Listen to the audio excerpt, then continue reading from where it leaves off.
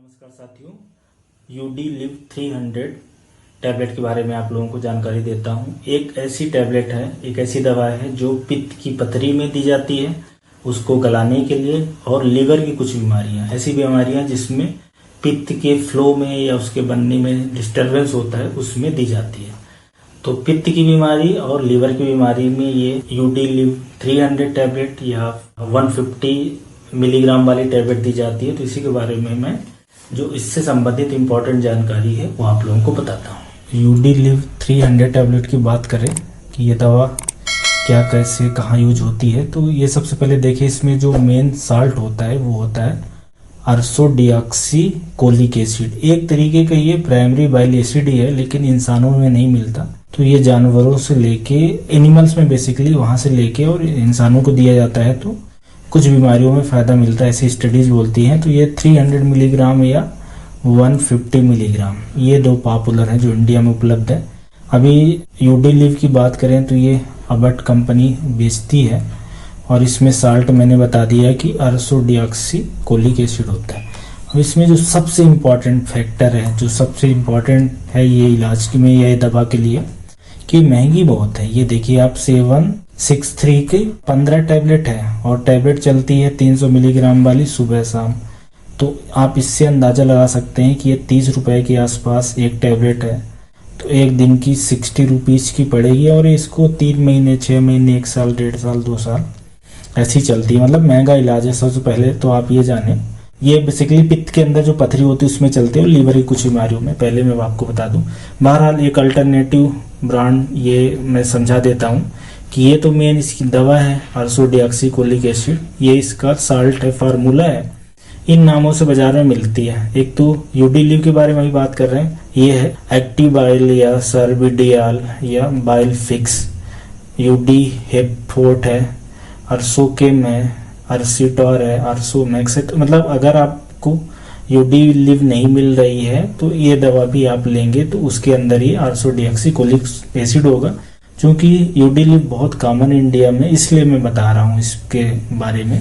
अब आ जाते हैं मेन की ये दवा काम कैसे करती है। अब अर्सोडिऑक्सीकोलिक एसिड का ऐसा है कि इसको टैबलेट के रूप में देने से ये देखा गया है कि ये जो कोलेस्ट्रॉल है बाइल के अंदर, बेसिकली पित्त के अंदर, ये जैसे पित्त की थैली है, ये पित्ताशय में, पित्त की थैली में अगर कोलेस्ट्रॉल कम हो जाता है तो ये जो स्टोन इस तरह से बनता है वो नहीं बनता है, क्योंकि कोलेस्ट्रॉल बढ़ने से हम लोग एक फिनोमिना बोलते हैं सुपर सैचुरेशन होता है। तो एक तो स्टोन पिघल भी जाता है कुछ केसेस में। बस ये ध्यान रखना है कि सिर्फ कोलेस्ट्रॉल वाला स्टोन पिघलता है, और जो लीवर पे इसका असर ये देखने को मिलता है। लीवर की कुछ बीमारी में ये दवा दी जाती है कि ये जो टॉक्सिक इफेक्ट होता है बाइल एसिड का, उसको ये रोकता है। तो ये चीज ध्यान दें कि कोलेस्टेटिक डिजीज ऑफ लीवर, इस तरह की बीमारी में, लीवर की सारी बीमारी में नहीं, ऐसी बीमारी जिसमें बाइल से संबंधित समस्या हो रही, प्रोडक्शन ही है उसके आगे फ्लो में, उसमें ही ये दवा दी जाती है। यूज बहरहाल यहाँ पे है, मैंने बताया कि कैसे काम करता है।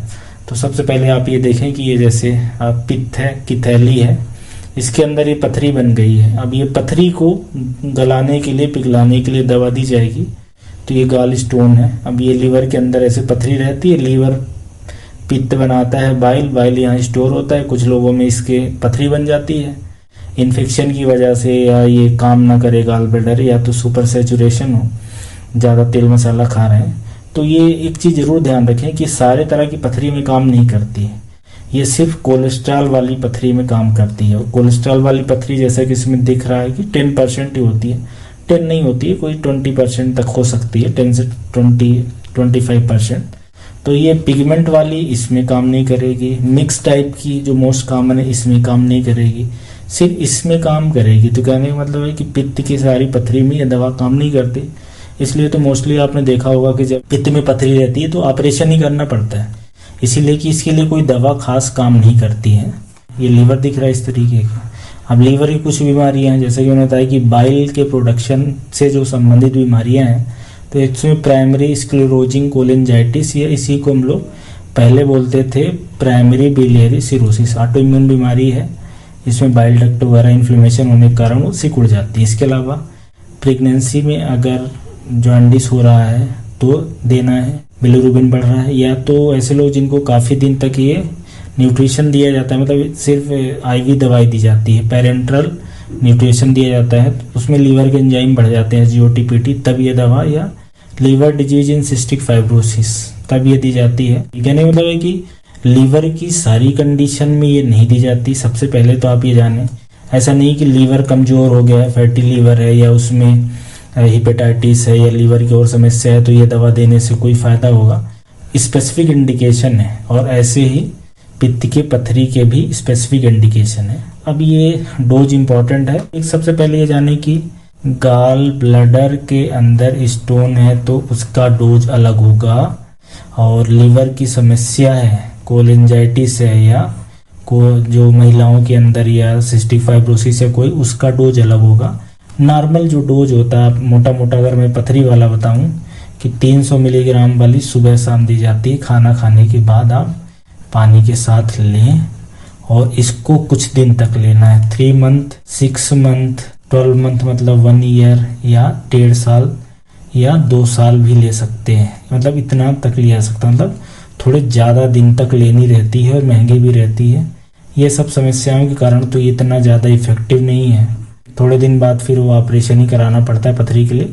बहरहाल ये इस तरह की इसकी डोजिंग रहती है। 300 मिलीग्राम, 150 मिलीग्राम भी ऐसे ही दी जाती है। साइड इफेक्ट की बात करें तो मोस्टली ये आप ये समझो कि 70% लोगों में ये वेल टॉलरेटेड होती है, कोई समस्या नहीं आती। जिनको समस्या आती है थकान होना, उल्टी लगना, सिर दर्द होना, वेट गेन, एक ये समस्या, और दूसरी समस्या ये दस्त की लगने। कुछ लोगों में दवा हटानी पड़ती है अगर ये दस्त बनी रह जाए, तो ये जरूर है। और पेट में दर्द होना,